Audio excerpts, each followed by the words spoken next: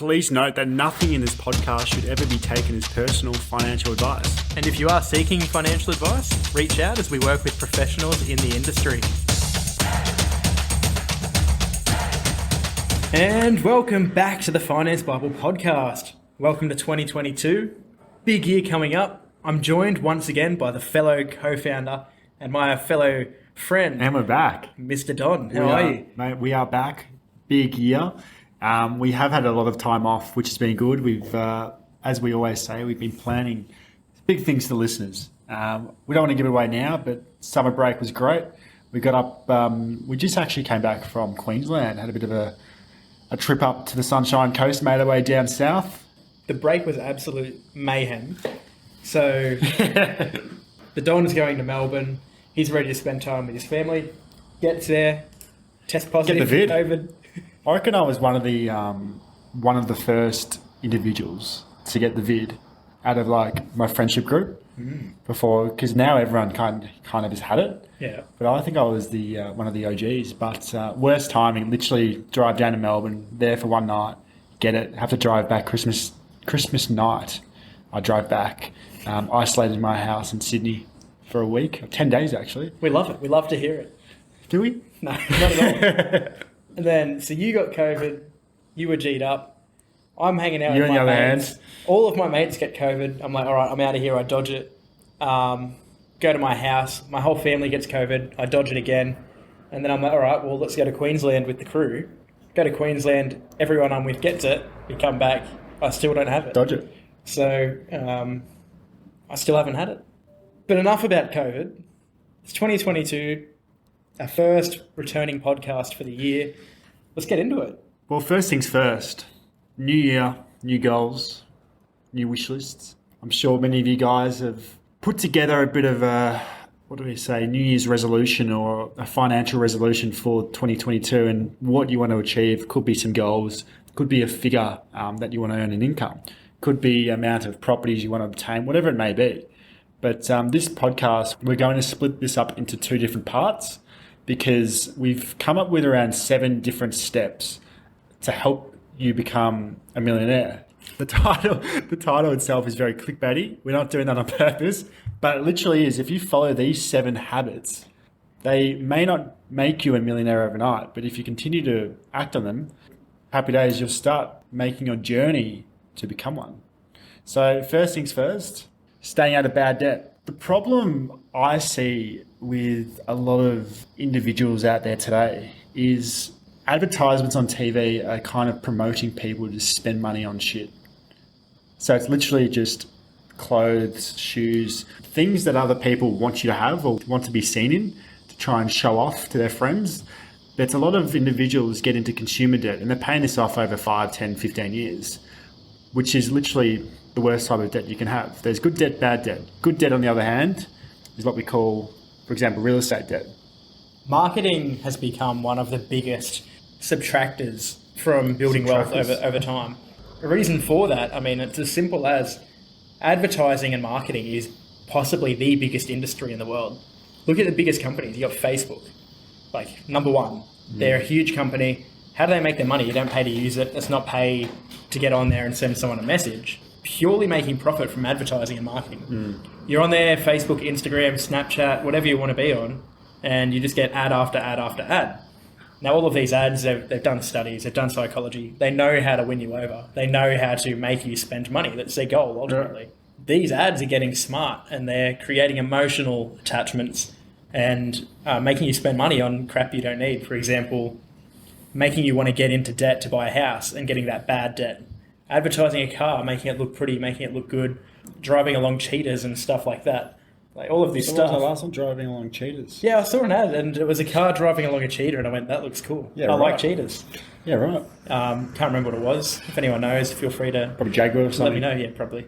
But yeah, again, getting into bad debt, getting a car loan. It'll show a family on a holiday, how did they pay for it? Boom, they've got the credit card. Yeah. Yeah, exactly right. And those frequent flyer points as well, it's such a trap. They obviously realise the opportunity to pop that in because people are more likely get a credit card and spend on the credit card because At the end of the day, they're thinking, oh, I can go on a holiday if I spend $20,000 on this couch. Literally. Yeah. That's genuinely how it works. It's hilarious. Just stay out of bad debt. It's very simple, don't get into the marketing gimmicks, etc. Which brings me on to my second point, and this is one of my favorite ones. Don't try to keep up with the Joneses. Mind your own business.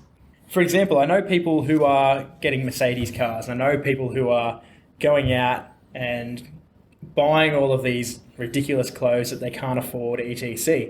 If enough people do that, and you're surrounded by that, and you dive into it, then you're spending your own money on crap you don't need. You're trying to keep up with the Joneses. You're not minding your own business. Yeah. It's, I think Instagram and social media has a big say in that as well. You follow someone who you think's pretty cool, someone overseas, a celebrity it may be. You see them wearing this top, for example, or should I bring back a dress? I might bring back a dress for this example. So you see them wearing a dress. Back, mate. Bring that dress back. I brought it back. You see them wearing a dress, and then all of a sudden, all of your friends, or your year group, that is, start getting this exact same clothing item, and you feel like yourself, oh, if I don't get it, I don't fit in. I'm not cool. And then you buy it. Even if that dress is $300, you're $300 less in your savings now. So the question is, why do you have to feel the need to do it and just show off or try and fit in? You don't. You need to keep, like Zeg said, keep to yourself. There's no need to try and be something you're not. We're getting pretty deep. I feel like I'm a psychologist or something right now, but... Macklemore himself. Mr. Thrift Shop. Mr. Thrift Shop. If you listen to, I think it's called Wings. Ah, yes. He's talking about getting that pair of shoes yeah. that will make him fly. Yeah, that's a banger. That's a banger. Wow. I might have the lyrics wrong, but I think he's like up and about getting a hectic pair of shoes at the start that an NBA star wears. And then towards the end, he's like, oh, they're just another pair of shoes. Exactly right. The sooner you realise that, the better off you are, I think, mentally as well as financially. Mainly financially. Because that money can go to investments. Put in the NASDAQ or whatever you want. Crypto at the moment, bit of a dip, good opportunity to buy more. Just, there's so many different avenues you can just multiply that amount and trying to fit in when you don't even want to. The last one for this podcast, as we said, we're putting it into two different potties. We go back to the start. We're talking about goals. You need to set goals and write them down. There's a statistic out there. Very good statistic. We know I'm a stat man. You're 42% more likely to achieve your goals if you write them down and create a plan. Yeah. 42% more likely. And I think that goal setting, it's one thing for someone to write a goal and say, oh, in 10 years' time, I want to be a millionaire.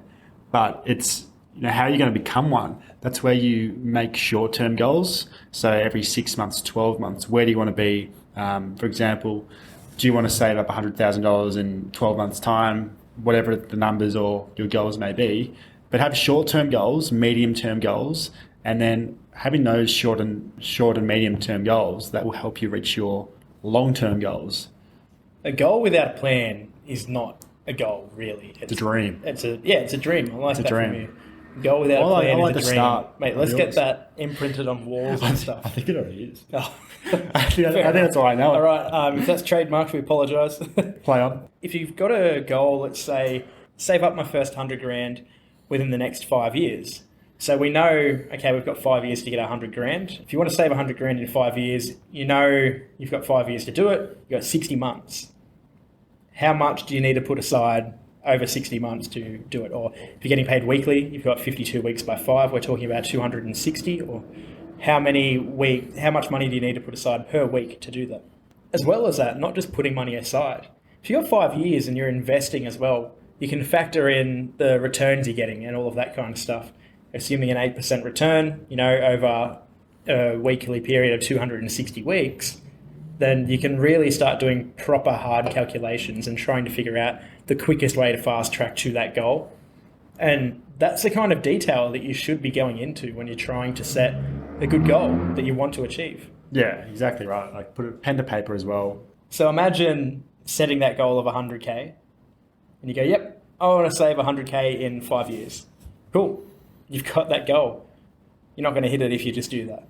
And then imagine going, okay, I want to save up 100K in 5 years. Over the next 260 weeks, I need to pocket $380 a week or so in order to do that.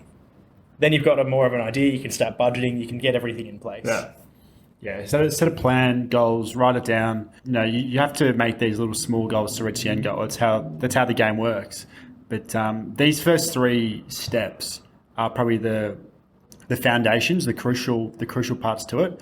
What we'll touch on next episode is after we've set the foundations, what else do we need? There's 3 really important steps, which are education. Next one is networking. So, meeting people, creating connections. And the last one, which I think and Zeke thinks is the most important factor with anything, is taking risk, which we both have. Moving states, financially as well, investments, taking risks. You have to do that to get ahead, I feel. That's it for this episode. Catch you all in a couple of days or next week or whenever we drop the next one. Exactly right. Well, good to be back though. And we'll keep dropping them like we did last year. So twice a week. We're getting the posts back up, getting some more informative posts to you. But until then, keep investing, keep budgeting, and keep listening.